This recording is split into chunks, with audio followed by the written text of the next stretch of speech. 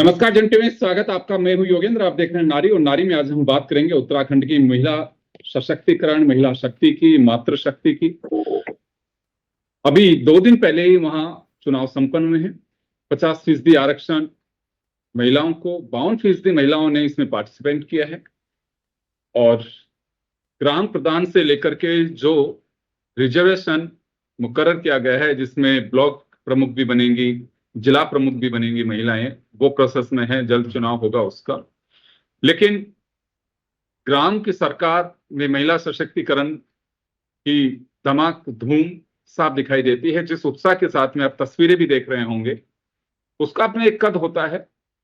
लेकिन कुछ चीजें ऐसी हैं जिसके लेके हमने पहले भी चर्चाएं की हैं और आज भी हम फिर कहेंगे कि नारी सशक्तिकरण और नारी शक्ति अपने आप में ही बखूबी अपनी युवाओं की जिम्मेदारी निभाना जानती हैं। उन पे भरोसा करिए। आज भी कहीं ना कहीं ये लगता है, चाहे राजस्थान हो, चाहे उत्तराखंड हो, या फिर दूसरे स्टेट हो, महिला को अंडर एस्टिमेट किया जाता है कि नहीं, आप पद पे तो बैठ गई, लेकिन हम बताते हैं ऐसे करिए। चलिए, वो एक सपोर्ट हो सकता है, आप एडवाइस कर सकते हैं। लेकिन महिला जिस पद पे बनी है, अगर उसके पति, आजकल तो बड़े जोश के साथ में और कहलवाना पसंद करते हैं कि प्रधान पति, सरपंच, ग्राम प्रधान पति, जिला प्रमुख पति, ये और आप लोगों ने कई बार सुना होगा। तो चलिए, हमारे साथ में कमलेश चमन जी हैं, राजनीति का लंबा एक्सपीरियंस है, भाजपा की स्पोक्स पर्सन है। और हमारे साथ में अमिता लोहनी जी जुड़ी हुई हैं, जो राज्य महिला आयोग की पूर्व उपाध्यक्ष हैं। और डॉक्टर कंचन मैठानी जी हैं, जो आयुर्वेद चिकित्सक हैं। इनसे बेहतर तीनों से कौन जानेगा कि वहां की मातृशक्ति को लेकर के। मैं ये डिबेट पार्टी लाइन से अलग आप लोगों से गुजारिश करना चाहूंगा, क्योंकि हमें महिला की ताकत की बात करनी है। क्योंकि कोई कहीं पे छीटा कसी में नहीं जाना मुझे, हम क्या वास्तव में इस तस्वीर को सुधार सकते हैं। मैं सबसे पहले आप ही के पास में आना चाहूंगा, कमलेश जी। क्या वाकई ऐसी तस्वीर कई बार दिखाई देती है राजनीति में कि जिस पद पर महिला को एक जिम्मेदारी दी गई है, वो चाहे ग्राम प्रधान की हो, या फिर ब्लॉक प्रधान की हो, या फिर जिला प्रधान की हो, जिसमें उनके परिवार के लोग एक तो सपोर्ट करना होता है, एक दखल देना होता है, और ये लगता है कि नहीं, महिला पद की बन गई है, काम तो हमें ही करना है। ऐसा कहीं नजारा दिखता है। और दिखता है तो वाकई क्या ये तस्वीर अच्छी है, या इसे हमें धुंधली करने की आवश्यकता है? उज्ज्वली तस्वीर तो वही रहेगी कि जिसके सिग्नेचर में ऑथोरिटी है, ताकत है, वही काम करे। बिल्कुल योगेंद्र जी, आज आपने महिलाओं के ऊपर डिबेट करी है, तो हमारी मातृशक्ति बैठी है, इन सबको मेरा प्रणाम। और क्योंकि बहुत ही नॉलेज हमारी मातृशक्ति को है, और जिस मातृशक्ति की आपने बात करी है, वो घर भी संभालती है और बाहर भी संभालती है। वो घर पे भी पूरे परिवार की देखरेख करती है, और जब किसी दफ्तर में जाती है या किसी ओहदे पर होती है अधिकारी के रूप में, तो वहां पर भी अपना संपूर्ण 100% देने का काम करती है, और उनको सफलता भी मिलती है। पर कहीं ना कहीं राजनीतिक क्षेत्र में, जिस तरीके से अभी आपने कहा कि हमारी महिलाएं ग्राम प्रधान भी हैं, जिला पंचायत सदस्य भी हैं, बीडीसी भी हैं, और अब अध्यक्ष भी बनने जा रही हैं। क्योंकि उत्तराखंड के अंदर 12 जिलों के अंदर जो हमारी अध्यक्ष सीटें हैं, उन पर हमारी मातृशक्ति का वर्चस्व रहा है, जिसमें से 6 सीटें हमारी मातृशक्ति के लिए अभी आरक्षित हुई है, और उन पर हमारी मातृशक्ति बैठेगी। और महिला अपना कार्य पूर्ण रूप से करे, इसके लिए महिला जो है पूरी मेहनत करती है और पूरी तपस्या करने का काम करती है। और क्योंकि मैं यहाँ पर अतिशोक्ति नहीं होगी कि अगर मैं मुख्यमंत्री जी की बात करूं, जिन्होंने ये कहा है कि जो भी जिला पंचायत सदस्य हमारे चुनकर के आए हैं, उनके लिए भवन भी बनाया जाएगा और उनको प्रशिक्षण भी दिया जाएगा।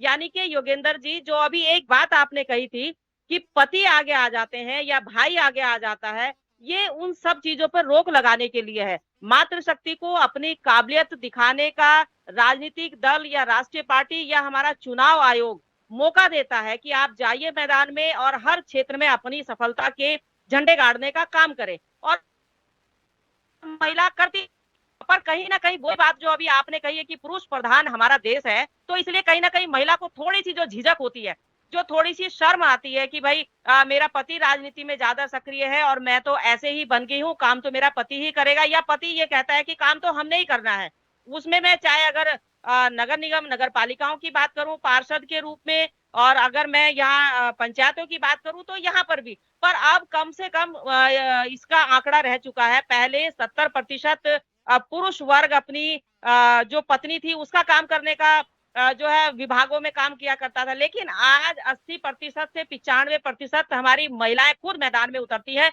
खुद समस्याओं का समाधान करने के लिए आगे आती हैं, विभागों में तर्क वितर्क करती हैं।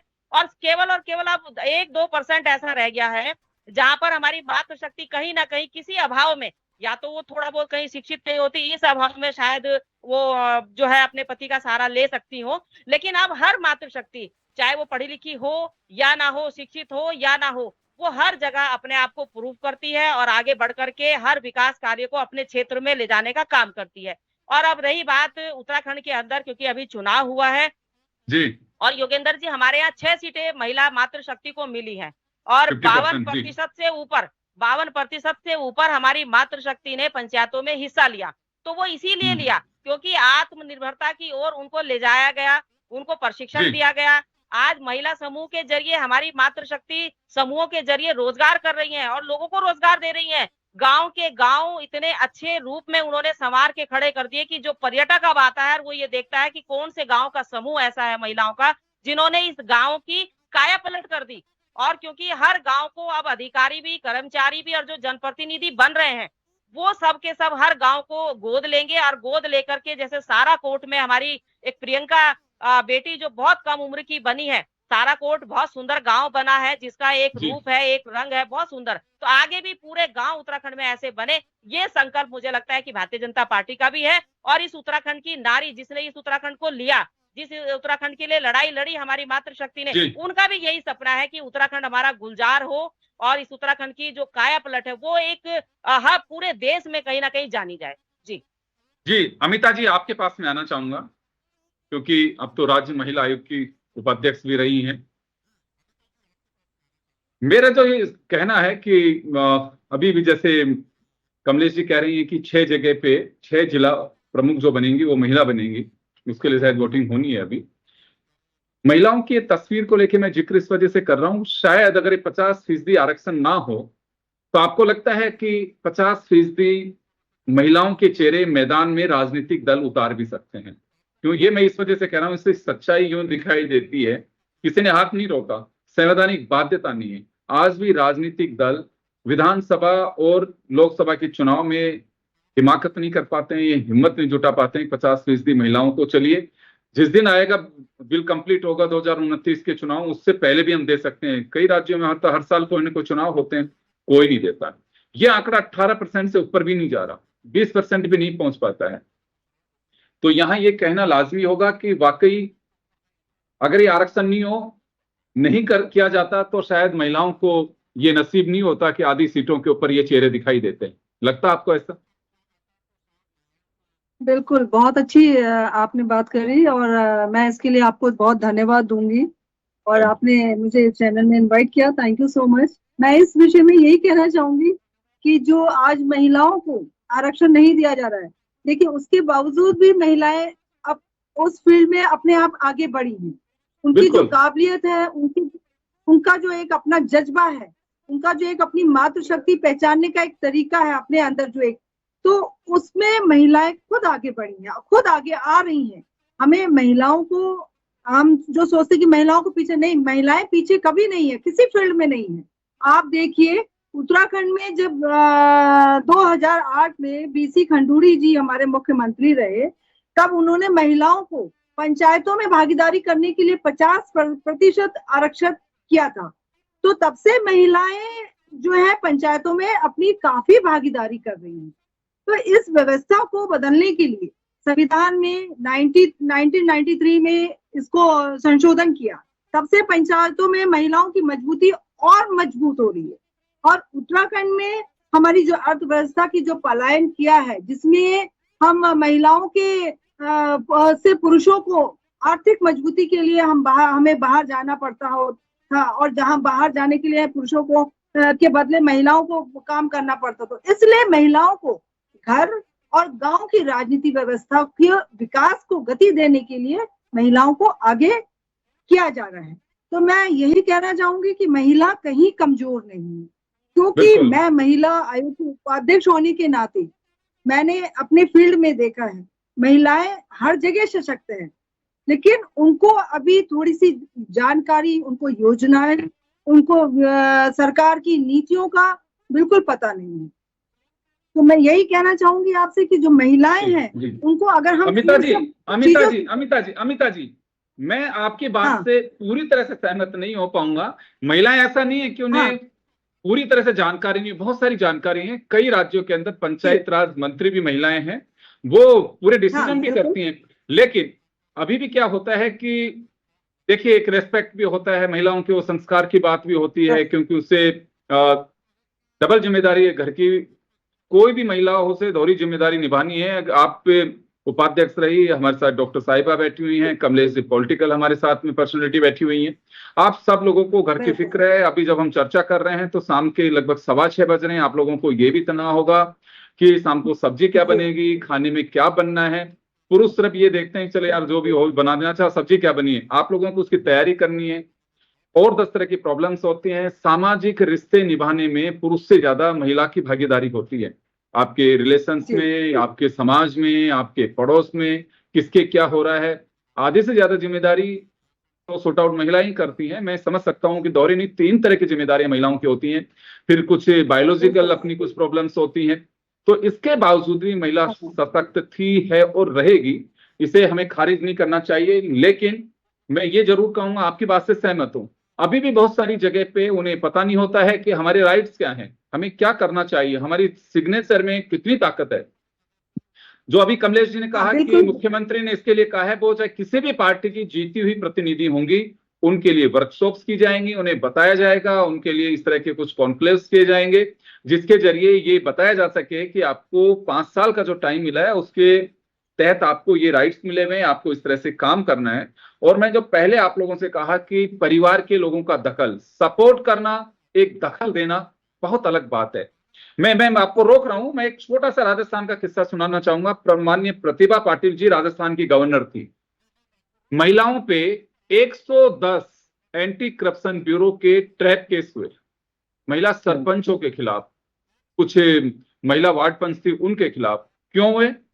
डायरेक्ट इन्वॉल्वमेंट किसी का नहीं था, किसी का देवर, किसी का बेटा, किसी का हस्बैंड, किसी का ससुर। वो दाम ले रहे थे या किसी से सीमेंट का कट्टा ले रहे थे, किसी से दूसरी तरह की डील कर रहे थे। और गांव में कुछ मतभेद होते हैं, कुछ छोटी सोच भी होती है, एक छोटी बात के लिए उन्हें फंसा दिया गया। मैं भी मिला था उनसे, जब उन्होंने बताया कि तो आंकड़ा बहुत चौंकाने वाला, बाकायदा उन्होंने इन्वेस्टिगेशन के आदेश दिए। कैसे कैसे हो सकता है कि महिला इतनी संख्या में करप्शन के जाल में फंस गई है। तो ये बड़ी चिंता की बात होती है, क्योंकि सिग्नेचर अथॉरिटी आपकी है, फंसा है आप ही को जाएगा, आप ही उसकी जवाबदेही होंगे। ये अलग बात है कि घर का किस सदस्य ने वो डील की है जिसे हम करप्शन कहते हैं। तो ये एक बड़ी चिंता की बात है, उत्तराखंड हो चाहे कहीं पे भी हो।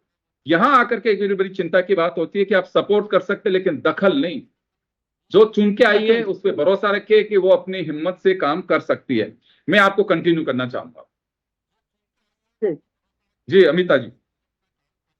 जी बिल्कुल बिल्कुल, बहुत अच्छी बात कही आपने। देखिए महिलाएं जब अपने आप में सशक्त होती है तो वो पूरा घर का भी संभालती हैं, बाहर का भी संभालती है, और बहुत जिम्मेदारी से वो अपनी सारी जिम्मेदारियों का निर्वहन करती है। और मैंने खुद देखा है महिलाओं को, जब मैं उपाध्यक्ष रही थी तो महिलाओं को, मैं दूरस्थ इलाकों में मैं गई थी। मैं आपको अपने कार्यकाल की बात बता रही हूँ। जब मैंने यहाँ से लेकर मुंशियारी तक मैंने अपने कार्य क्षेत्र में मैंने कार्य किया और वहां की महिलाओं को देखा मैंने, तो उनको, उनके अंदर जो मैंने जज्बा, जो हिम्मत देखी, महिलाओं के अंदर जो कार्य करने की क्षमता देखी, मुझे बहुत ताजुब हुआ। मैंने 10-10 महिलाओं का ग्रुप बनाया और उनको सशक्त किया। उनको कानूनी तरीके से मैंने उनको पूरा कानूनी सिखाया। मैंने उनको पूरा बताया उनको कि अपनी लड़ाई के लिए आप कौन से कानून से आप आगे बढ़ सकते हैं और कैसे आप थाने में जाएंगे, क्योंकि दूरस्थ महिलाओं के लिए बहुत मुश्किल है। गांव की महिलाओं के लिए, शहर की महिलाएं तो हमारी सशक्त हैं, शहर की महिलाएं सारे रूल एंड रेगुलेशन सब जानती, लेकिन गांव की महिलाओं के लिए यहाँ पर समस्या बहुत बड़ी खड़ी है। लेकिन आज मैं देखती हूँ, देखिए 22 साल की बच्ची हमारी आज महिला प्रधान बनी है। ये हमारे लिए बड़े गर्व की बात है कि 22 साल की बच्ची एक पूरे गांव की प्रथम महिला बन के, प्रधान बन के उस गांव का जिम्मेदारी उठा रही है, उस गांव की प्रत्येक घर की जिम्मेदारी उठा रही, तो ये हमारे लिए बड़ी गर्व की बात है और बहुत सम्मान की बात है। और दूरस्थ इलाके में आप जाइए, वहां पर देखिए, एक मैंने अभी अपने कुमाऊं में देखा था, एक बहुत बुजुर्ग महिला प्रधान बनी है, उसके अंदर जज्बा देखिए। मैं तो उस महिला को देख के ताज्जुब कर दी कि ये महिला कैसे मतलब अपने गांव को कैसे संभालेगी, और जबकि एज फैक्टर भी है लेकिन फिर भी वो प्रधान बनी है। उसके अंदर अपना काम करने का एक क्षमता, एक ताकत और एक विश्वास। तो मैं समझती हूँ कि महिलाएं बहुत आगे बढ़ेंगी, जो हमारे देश को, द्रौपदी मुर्मू जी हमारे राष्ट्रपति बनकर पूरे देश का एक जिम्मेदारी लेके आगे बढ़ रही हैं और महिलाओं को सशक्त कर रही हैं। तो हमारी महिला प्रधान, हमारे ब्लॉक प्रमुख और हमारी जो महिला पंचायत अध्यक्ष क्यों नहीं बनेंगी। और हमारे मुख्यमंत्री जी ने बहुत अच्छी करी है कि हम उनके लिए हम उनका एक आवाज बनाएंगे और उनको सारी योजनाओं के तहत उनको हम ट्रेनिंग करवाएंगे। बहुत अच्छी बात है जी। मैं वापस लौटूंगा, अमिता जी आपके पास में आना चाहूंगा, डॉक्टर कंचन के पास में जाना चाहूंगा। मैम, आपका शहर ग्राम सबसे आपका वास्ता रहता है, हर तरह के लोग आपके पास में आते हैं। बात हम यहाँ नारी के सशक्तिकरण की कर रहे हैं, महिला सशक्तिकरण की कर रहे हैं। आपको ये तस्वीर लगती है कि आरक्षण भी दिया, उन्हें अधिकार भी मिले, लेकिन फुलफिल कर पा रही हैं वो? पहले तो मैं जन टीवी का बहुत बहुत धन्यवाद करना चाहूंगी कि उन्होंने नारी सशक्तिकरण पे मुझे बोलने का मौका दिया।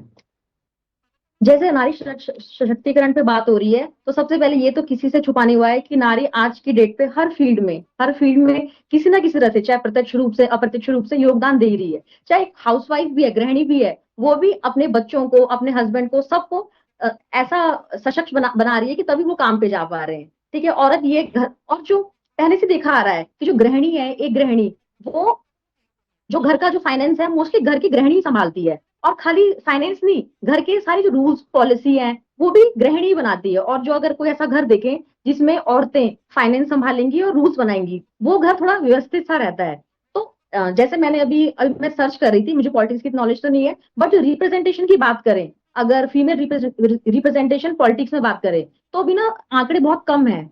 लोकसभा में आई गेस 14% है, और स्टेट असेंबली की बात करें तो 9%। तो ये आंकड़ा बहुत कम है। और ये 50% रिजर्वेशन बहुत अच्छी मतलब शुरुआत है, पहल है सरकार की फीमेल को सशक्तिकरण करने के लिए। बट फीमेल सशक्त तो है, बट वो अभी जागरूक नहीं है कि वो किस चीज के लिए कैपेबल है। जो अभी भी जैसे हम ग्राउंड लेवल पे रियलिटी जो देखते हैं, उसमें अभी आपने देखा होगा पोस्टर्स बैनर्स में भी फीमेल प्रत्यक्षी तो फीमेल है, पर साथ में फोटो लगी है धर्म पत्नी, पति की भी, मतलब धर्म पत्नी किसकी। तो क्योंकि अभी उसको ये नहीं पता कि वो सशक्त है, मतलब सशक्त तो है पर वो अवेयर नहीं है, वो जागरूक नहीं है कि वो सशक्त है। अब देखो, अगर फीमेल ही के पास पॉलिसी मेकिंग उसका हस्बैंड कर रहा है, तो वो फीमेल के बारे में नहीं सोचेगा ना। फीमेल, एक औरत ही ज्यादा मतलब पॉलिसी फीमेल्स के लिए वही बना पाएगी। तो मतलब मेरा ये मानना है कि ग्राउंड लेवल पे अगर मैं देखती हूँ, तो फीमेल को ये अवेयर कराना है, जागरूक कराना है कि वो जब वो घर संभाल सकती है, और आजकल तो घर भी संभाल रही है, पहले घर का काम करती है, फिर काम पे जाती है, फिर आती है, फिर काम करती है। तो जब वो सब पूरा घर संभाल सकती है,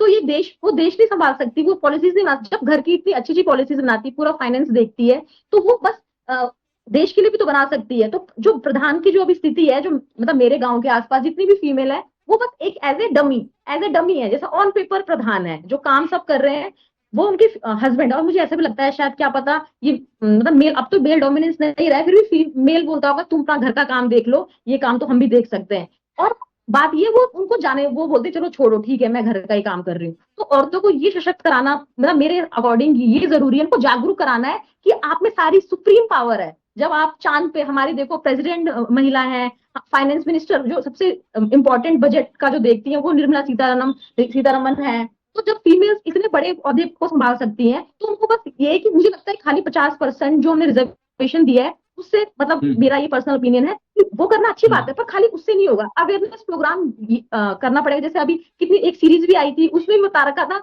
उस बेचारी को जो प्रधान थी उसको कुछ पता ही नहीं था कि क्या वो उसका सारा हस्बैंड ही संभालता था। तो ये मतलब कि सही बात नहीं है। और अगर पॉलिसी जब फीमेल के लिए पॉलिसी बनानी है, तो एक महिला ज्यादा अच्छे से फीमेल्स के लिए पॉलिसी बना सकती है। और फीमेल में आपको पता भी है कि सारी जो फीलिंग्स होती हैं, जो केयर होती है, रिस्पॉन्सिबिलिटी, वो फीमेल में, मतलब ये देखो, ये कंपैरिजन तो अलग ही है, मेल में अलग फीचर्स है, बराबरी की तो कोई बात नहीं है। फीमेल अपने में सुप्रीम है, मेल अपने में सुप्रीम है। तो इसलिए जी, मेरा मानना है कि फीमेल्स को बस सशक्त आना है कि वो पॉलिसी ज्यादा अच्छे से बना सकती है। अगर उनको कोई प्रधान की पोस्ट मिली है तो उसको पूरे अच्छे से रिस्पॉन्सिबिलिटी निभाए, ना कि अपने पति या अपने भाई किसी को अपने बोल दो कि हाँ ठीक है, वो ऐसा मतलब रिस्पॉन्सिबिलिटी किसी और पे ना दे, वो खुद रिस्पॉन्सिबल बने। बिल्कुल। चलिए, मैं ये समय कम है, एक एक मिनट आना चाहूंगा मैं आप लोगों के पास में। कमलेश जी, देश की राष्ट्रपति, देश की प्रधानमंत्री, राज्यों के गवर्नर, मुख्यमंत्री, मंत्री, ये बन करके मुझे नहीं लगता कि वहां पे जाकर के कान में कोई कहता होगा पति की नहीं नहीं आप ये डिसीजन कर दो। वो आराम से बखूबी अपना काम करती हैं।